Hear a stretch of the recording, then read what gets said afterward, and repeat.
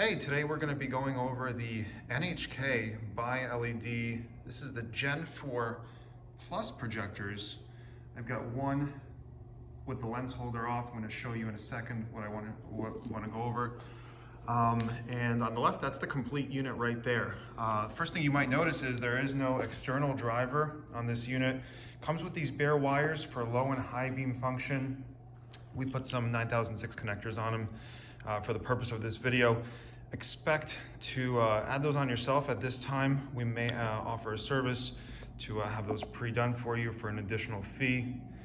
We're going to go over the pros, cons of this unit and just a general overview. We'll start off with the size. I mean, size-wise, it's exactly what you expect to see out of a full-size projector, which would be a 3-inch unit. It's going to be comparable in size to a D2S 5.0, G5, all the other units on the market that share that design. And the bolt pattern, if you're keen on that, you can see it's got the same bolt pattern as what you call like a G5. So it's going to fit a variety of different brackets and different designs. Your only limitation might be this in the back as far as covering it with a cap or some obstruction, because it is square instead of circular. Now that's the fan in the back. If you're familiar with the Morimoto MLED 2.0, fan's actually on the bottom, and on this unit you don't see any fan. The driver is built in. I believe it's just internalized. So there is no removable shaft like there is on the MLED 2.0. This unit just has everything built into it. That could be a good or bad thing, depending on how you look at it. Happy to discuss that with anybody, but you can decide if this unit's right for you.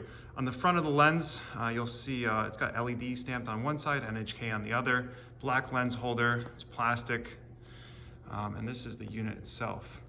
I believe the Plus implies the additional feature that it has.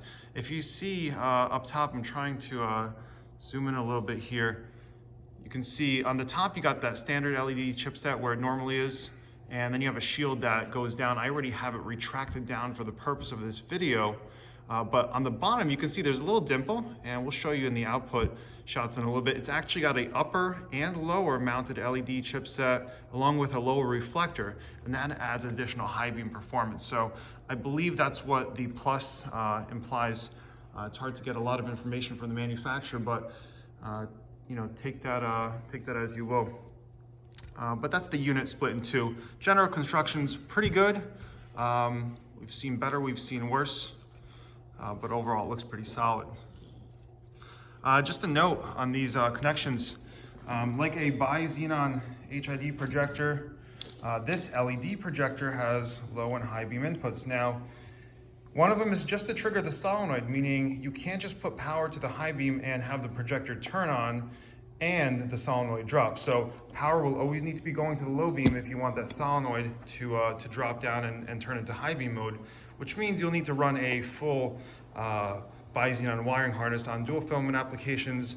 On single filament applications, you'll run a high beam splitter just like you normally would. Now, already mentioned that's the fan on the back. So you won't want to make sure that has some breathing room also. So you want to make sure that, you know, you don't put the cap too close. It's got some breathing space and no obstruction there, obviously.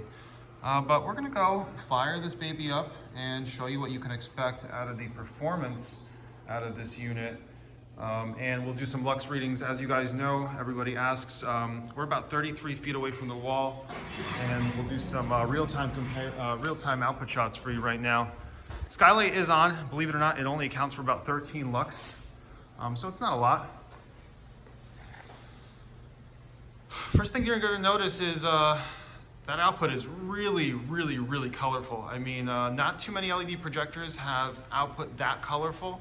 So if you're a color flicker junkie, you're gonna love that output there. It's thick and it spans across the whole unit of the projector.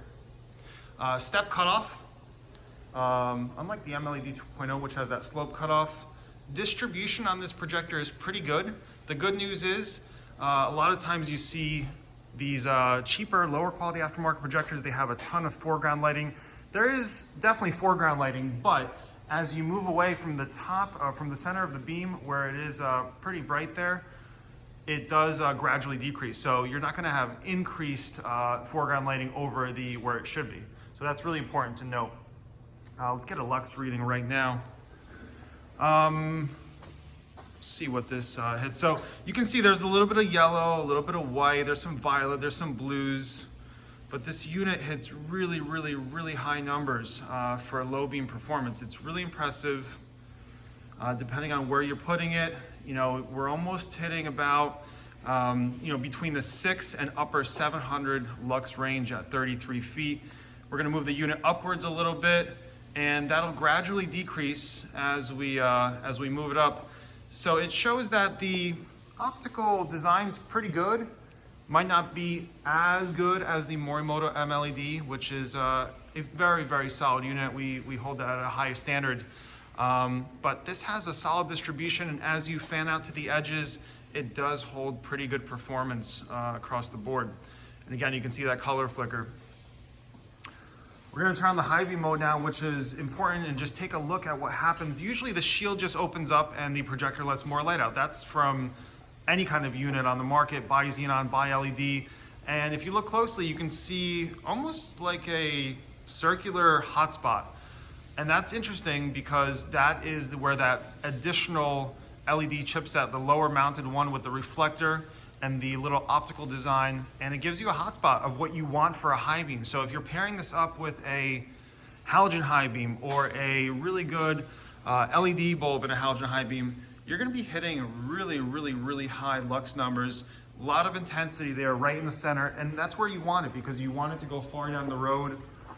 So you want a nice tight hotspot when it comes to high beam mode. So just trigger the shield a little bit. So we'll take a look at what happens. High beam is pretty well placed, might be a tad high, but you have both the upper and lower LED working for the high beam. And that basically goes over the design and the output. Another thing to note, which I'm going to go back over to the projector here, this unit is,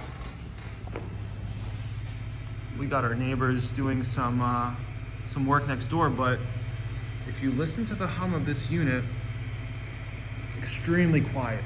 So there are some other projectors on the market, even LED bulbs that are probably louder than this unit.